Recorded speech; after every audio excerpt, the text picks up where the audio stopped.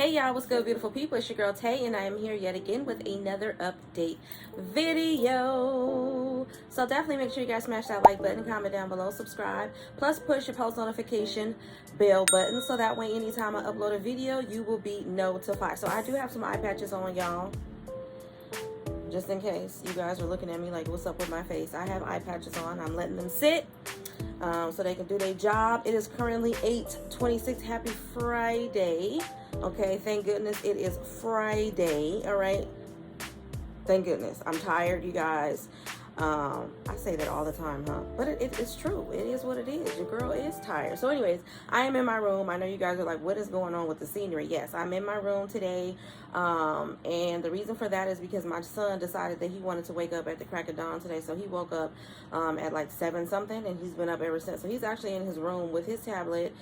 With my tablet in the room with his tablet. He's in the room with his tablet watching TV or whatever. And I was like, you know what? No point in me going downstairs. Let me just go ahead and get this video done right now. So let's jump right into the news. We're going to start off with some bad news first. I hate to be the bearer of bad news, but I have to get this information out there because I need for people to stay aware, stay up, just be aware. Okay, so hold on here. We have Virginia NAACP leader Kent Carter lost his life during an ambush while celebrating his birthday. Okay, it says, hold on. Kent Carter, the first vice president of the NAACP Arlington branch and well-known realtor, reportedly passed away during an ambush while he was celebrating his birthday on vacation in Turks and Caicos. According to the Washington, D.C. station WTDG, Carter was on the island on Sunday evening, October the 2nd, when men pulled up next to him in another vehicle and basically opened fire.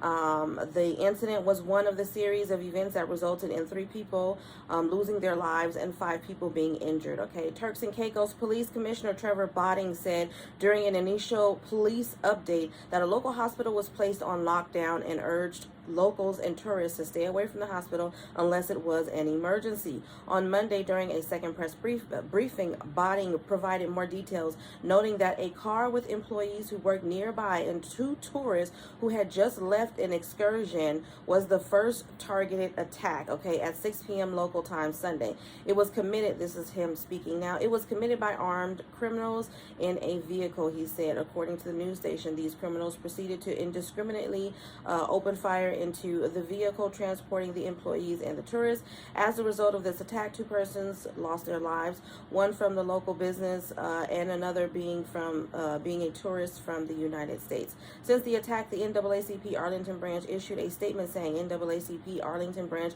mourns the tragic and unexpected loss of our first vice president, Kent Carter, who passed away Sunday, October the 2nd, while vacationing abroad. Our deepest sympathies go out to his family. May God grant them strength during this time of sorrow.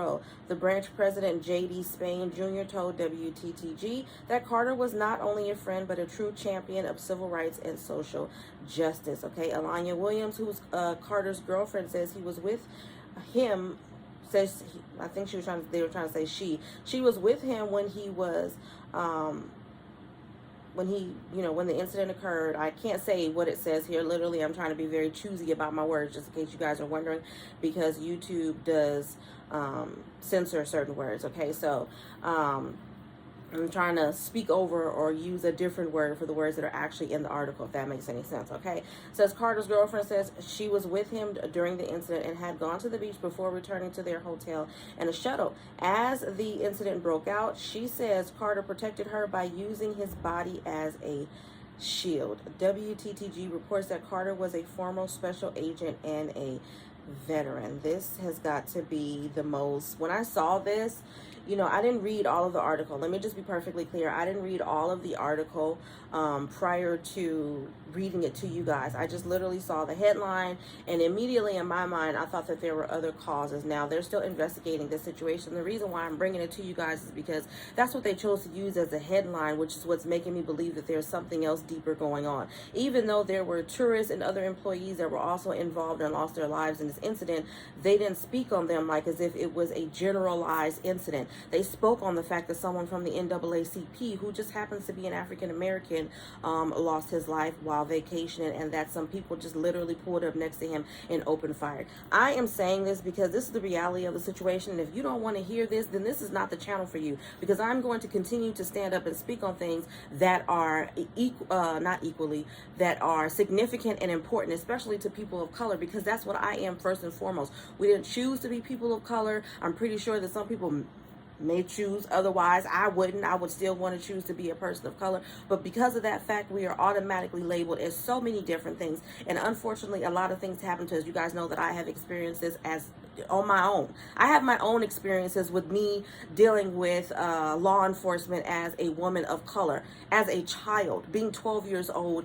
having, you know what I'm saying? Like, I can go into all of this and say that it's not all being made up in our minds, that it's not all where they're resisting arrest, they're being argumentative, they're being aggressive. No, we have a legitimate fear, and this is why, okay? Again, this is not to take away from the families that have lost family members, or who are praying over their family members who are injured, who are in the hospital right now, because that is still significant, and there's not enough words to express just how, you know, how horrible that experience is. I couldn't even imagine dealing with that right now, okay?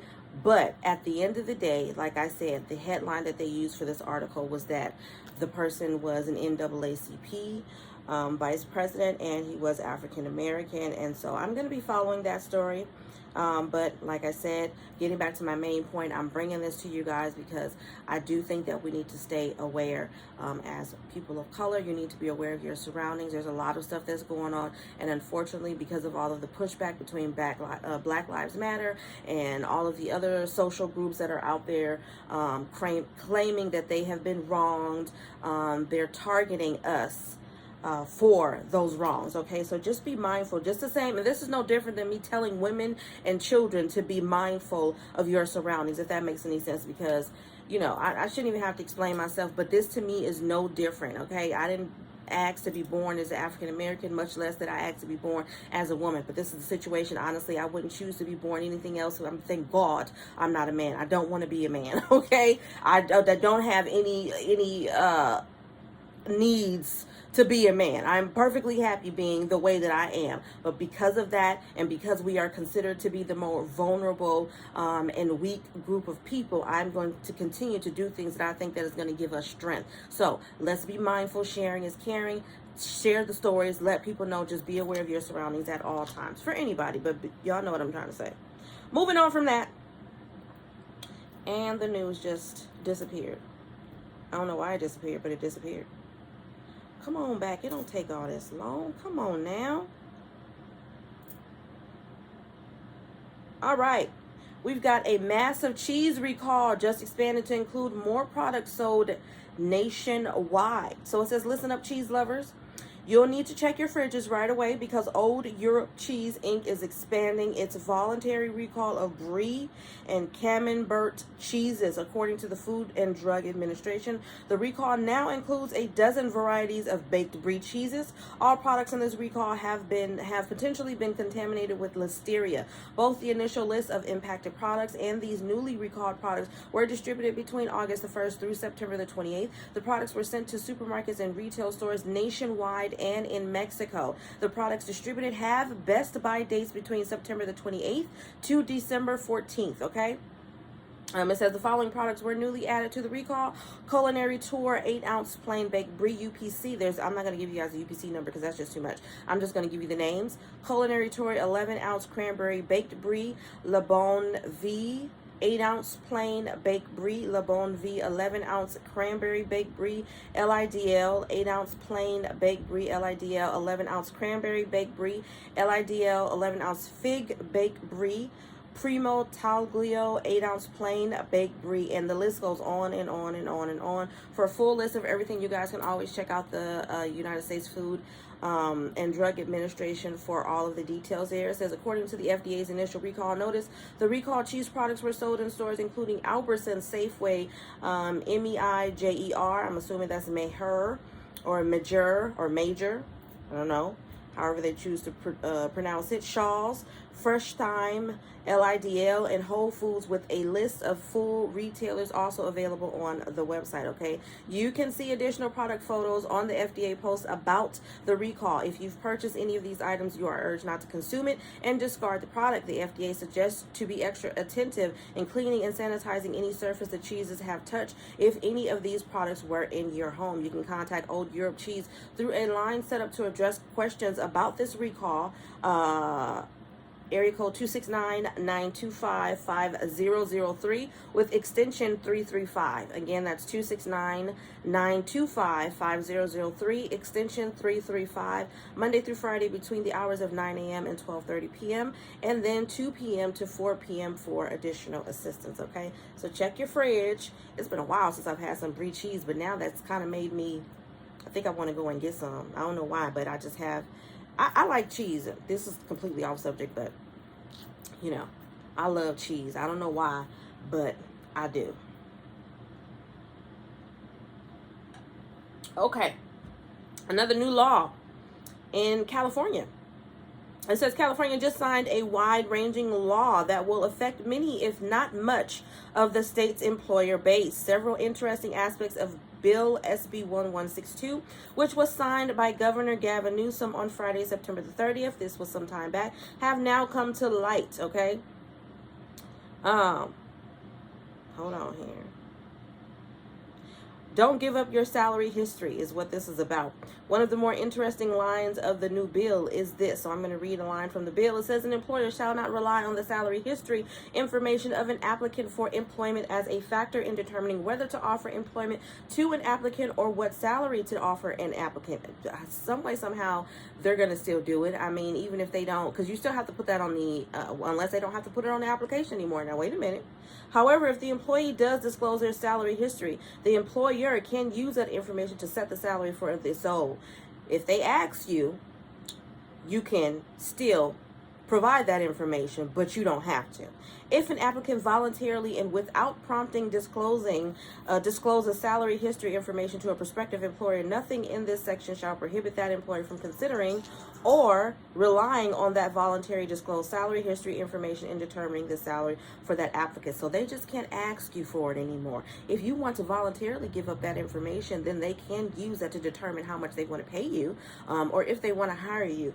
But in other words, your prospective boss can't ask you what you made at your last job, but if you give out that information, he could use that to set the salary for the job you are applying for. The bill now requires an employer with 15 or more employees to include the pay scale for a position in any job posting. It also puts another burden on employers with 15 or more employees if this employer engages a third party like ZipRecruiter to announce, post, publish, or otherwise make known a job posting to provide the pay scale. ZipRecruiter and require them to include the pay scale in their job posting. The bill goes into effect by mid-May of 2023, so we've still got some time, but some of its provisions like this one will likely now start showing up in listings online. Moreover, you can now find out your present job salary range. The bill says that all employers upon request shall provide an employee the pay scale for the position in which the employee is currently employed. In other words, you can find out if you're getting underpaid. In addition, any employer with 15 or more employees has to provide the pay scale for a position in any job posting. And then it just keeps repeating the same thing over and over and over again. There are some other provisions for this for employers that have 100 or more. Now your firm will have a lot more paperwork and reporting requirements to the government of California. They want to know everything. Existing federal law requires employers to file an employer information report with various data but no pay data. Okay, so what y'all think about that? What do you guys think? Honestly, I feel like they're still going to find a way around it. That's just how I feel. I think they're going to find a way around that bill. I mean, yeah, of course they are. Let's just say they're offering a position at entry level. Let's just say, for example, you have a fast food chain that's offering, which they put their pay already. Like, I don't know if you guys have noticed, but at least out here in California, and I don't know if this is since the pandemic, but I will say that since the pandemic and when everybody was going through like a labor shortage where they couldn't find people to work or people were getting sick, so people were calling off and all of that stuff, I noticed that a lot of places that would normally just put now hiring signs outside started putting now hiring, we're paying $16, $17 an hour, $18 an hour. They're including that already. already. Y'all let me know if you guys are seeing that in your state or wherever you are, but I've been seeing that a lot more. Another thing that I wanted to throw out there really, really quickly, just off topic here, California did start to distribute their middle tax rebate checks, whatever you want to call them. The inflation checks did start to go out today. So you should have received a direct deposit. Let me know if you're part of that lucky bunch that received your direct deposit today. Sharing is caring, and it always gives me hope to see that somebody has actually already received theirs, because I know that it's going to be a matter of time before I receive mine. I know everybody don't think like that, and sometimes you end up waiting a lot longer than you thought you were, but still, at least you can confirm that it's happening, right? Okay. Getting back to my original statement, you guys. So yeah, I don't know. I feel like they're gonna find a way around it. I think they're gonna in the pay scale, they may put that you could make, I don't know, $20,000 to $28,000 a year. That doesn't really sum it up and tell you what you're gonna get at the end of the day. You know what I'm trying to say? They may not. They may keep it real simple and do something like $15 to $17 an hour. But I feel like they may try to find a way around it. I don't know how, but I just feel like they would. But anyways, you guys, that is absolutely all. We're going to end off with emergency SNAP maximum benefits, of course, for the month of October. Let me go to it. I did give you guys the payout dates yesterday, so she won't be doing that today. We just gonna name off the states. Okay, currently we have Alabama, California, Colorado, DC, Hawaii, Illinois, Kansas, Louisiana, Maine, Maryland, Michigan, New Jersey, New Mexico, New York, North Carolina, Ohio, Oklahoma, Oregon, Pennsylvania, Rhode Island, South Carolina, Texas, Utah, Virginia, Washington, West Virginia, and Wisconsin.